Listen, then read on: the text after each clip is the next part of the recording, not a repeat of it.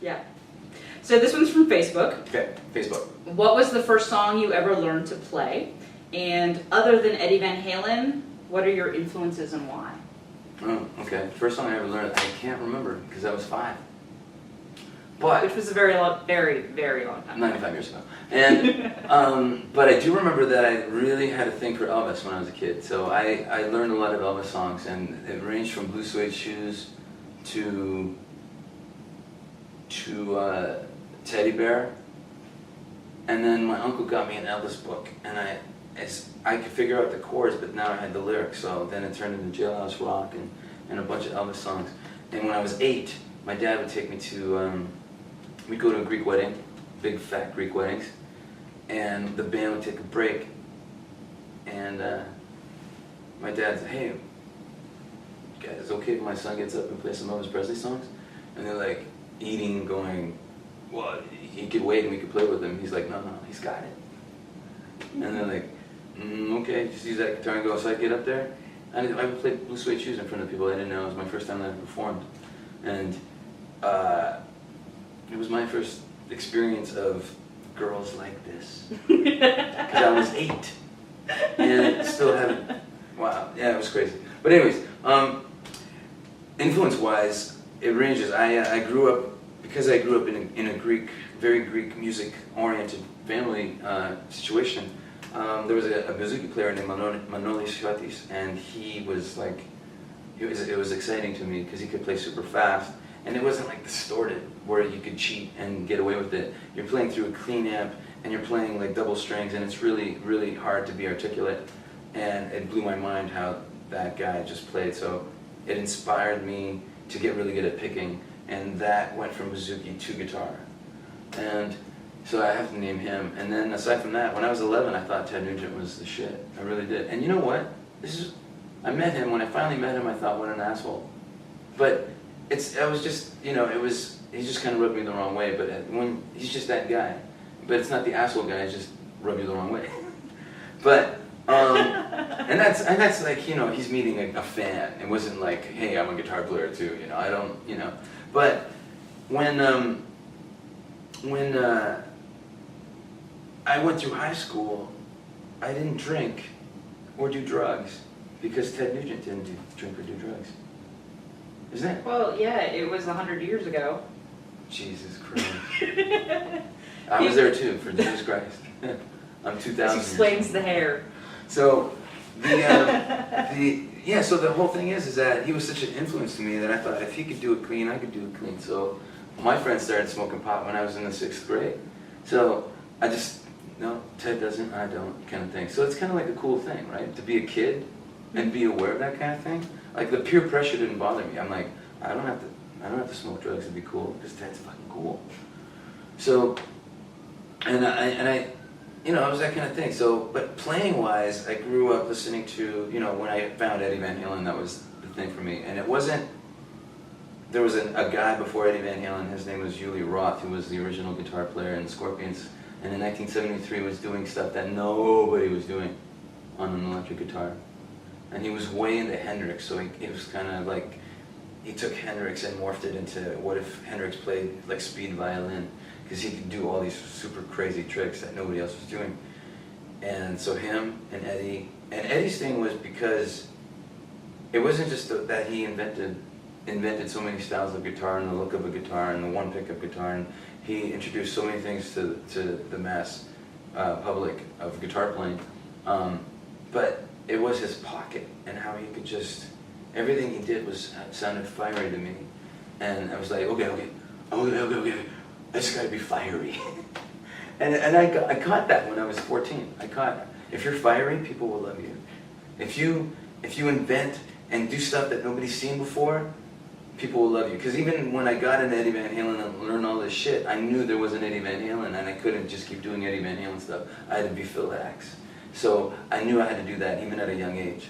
And that's one thing about YouTube that kind of annoys me is that why is there 40,000 videos of guys doing the Stairway to Heaven solo? Like, really, why?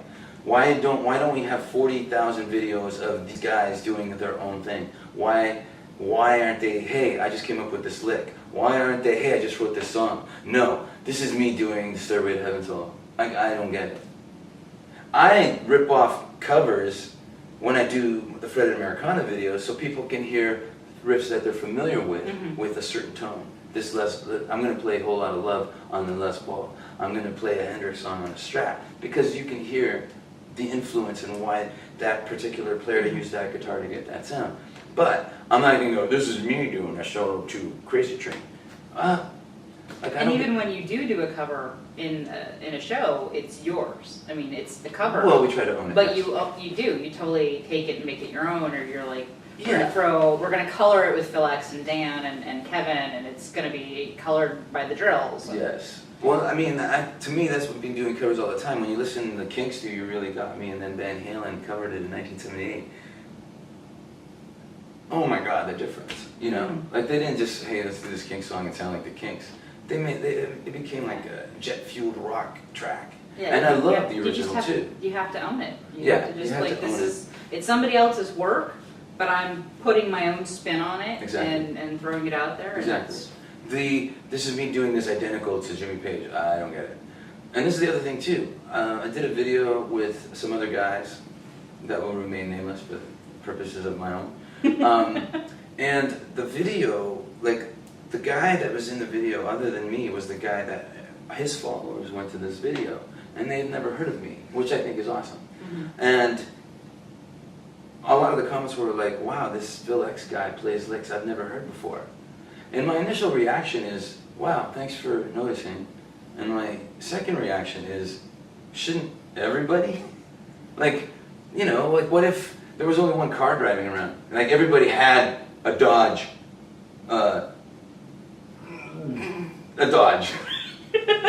Everybody had a blue Dodge something, Ram. Everybody had a blue Dodge Ram pickup. Everywhere you go, you pull into a Walmart, you see 20,000 fucking blue Dodge Rams parked in the parking lot.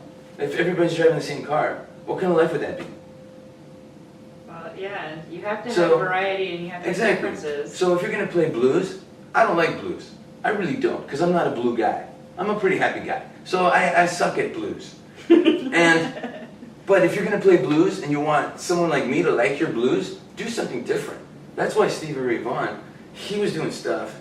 Obviously you hear his influences, but he took it someplace else. And also, if you're going to play guitar, I was in a music store yesterday. You had no idea these answers were going to be this long, did you? There's going to be a lot of editing going on. More on the cutting room floor. But bloopers. When I was 11, I went halvesies with my dad on a 19-something late 70s Strat. It was used. It was $350. I washed dishes to earn my $175. We went halvesies on that guitar. And when I bought it, I stripped it, chiseled it because I didn't have a router to put a bigger pickup in it. Got a Floyd Rose installed, but I could wire. I was 12. I was wiring the pickup to the knob, and until I got noises. I was just trial by error kind of thing, right? Trial and error. And a lot of kids are like, I don't know how to swap out a pickup. I don't know how to do this. I learn. Just do. I mean, it's so gratifying to be able to take the back plate off, unsolder this, unsolder that, solder this, solder that, and you plug it in, it works. Oh my God! It's like Frankenstein. It's alive. So it's such an important such an important thing to being a guitar player, being able to set up your guitars, to restring your guitars. I have friends that own stores. I can't believe how many people bring their guitars in. Yeah, can you just put like a set of strings on it for me, please? I'm like, what? I remember being at a gig with the Drills and another band that I'm friends with, and there were gremlins, and the gremlins destroyed all the strings on the guitar that was being played by the other band. And I think the Drills were on second or first, or I don't remember. But Phil just like walks over, takes the guitar, walks away, and while the other band used the backup guitar for like 2 songs, Phil completely restrung it and brought it back and gave it back to the singer. Okay, I'm not that much of a hero. I didn't restring it. I fixed the one string. Well, I that know. broke. Yeah. There was like, I think there were two. Yeah. Yeah, because it was more than just one, because one. That's right, yeah, still I can't believe you remember that, because I totally forgot about that. That's cool. It was the cat club before it became a sports bar. Right? What's up with that? It's like a pub, right? It's not cool. Yeah. Anyway, so getting back to, you mentioned having licks and making them your own. What is the most difficult trick musically that you can do? Make money. I'm serious. All right, I like it. Especially on guitar. The trickiest trick is to make money. Okay, so how do you do it? Oddly enough, I don't know. I just put it out there, and money comes in, and I'm so far good. All right, doing good. But I think it stems to YouTube right now. I mean, I was doing a lot of sessions and playing on records and stuff like that before YouTube, but that tends to dry up sometimes. It goes through pockets. Like my whole summer, I didn't have any. I had maybe one session all summer, and now it's picked back up. But budgets are smaller. Everybody's like, I want to be a session guitar player. I'm like, that's like saying, I have no analogy. I'm sorry.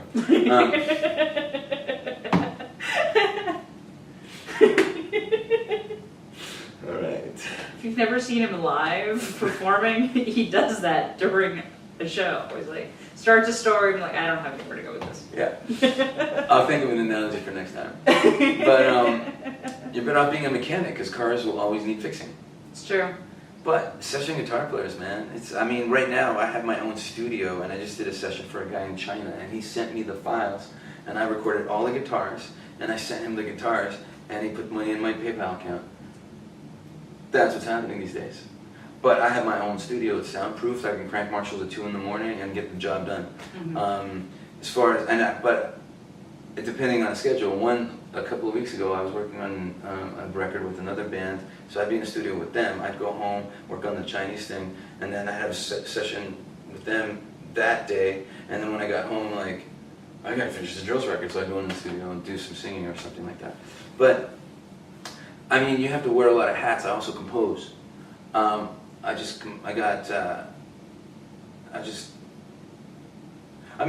submit stuff. Sometimes you win, sometimes you don't. But if you can compose, it's another way that you can make money. I've composed a bunch of library tracks that once they go out there, you're thinking, man, there's a million library tracks out there. Who's going to get mine? Speaking of the library tracks, there was one that was on that release at King. Yeah. What the hell is that song called? What are you talking about? What is the name of the song that you and Nanette played? Oh. At that library release. I get asked all the time. On the video, and I have no idea what it's called. It's called Ordinary. Is it? Is it? That's what I called it. Yeah, I think it's called Ordinary. Oh no! Right where I went wrong. Okay. It's like a play on words, right? Right where I went wrong. And now you know. Right where I I'll went fix left. it on YouTube. Yeah.